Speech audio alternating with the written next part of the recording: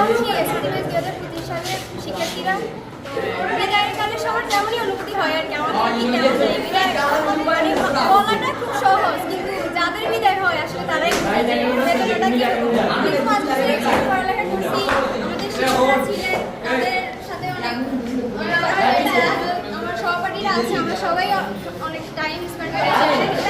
এই বিদায়ের সময় ভাবতে হয় এটা ভাবলেই আসলে বুকের ভিতরটাকে এরকম করে ওঠে। তো বিদায়ের বেলা সবারই যেরকম লাগে আর কি, যে মনের ভিতরে একটা হাহাকার থাকে যে বিদায় আমরা কেউই নিতে চাই না, কিন্তু এটাই হচ্ছে নিয়ম, বিদায় নিতে হয়। সবাই এই পরিস্থিতির সম্মুখীন সবারই হতে হয়, আমাদের আজকে ওই সময়টাই চলে। স্কুল জীবনে আমরা ক্লাস প্রাইমারি থেকে আমরা একসাথে করে এসেছি। একটা মায় আছে স্কুলের প্রতি আমাদের, তো আমরা যে একসাথে থাকি বন্ধুরা একসাথে অনেক আড্ডা, অনেক খেলাধুলা করি বা ঝগড়াঝাটি করে যাই করি না কেন, আমরা সবাই একসাথে থাকি। ঠিক আছে, কিন্তু এখন একজন আরেকজনকে ছেড়ে যাবো, ওদিকে চলে যাবো, কেউ কারো খবর রাখবে না, হয়তো বা মাঝে মধ্যে দেখা হবে মনে কথা, কিন্তু এভাবে আর মজা কথা হয় না। যেটা আমরা মজা করি ক্লাসের মধ্যে আড্ডা এখন আর ওরকম হবে না আর কি।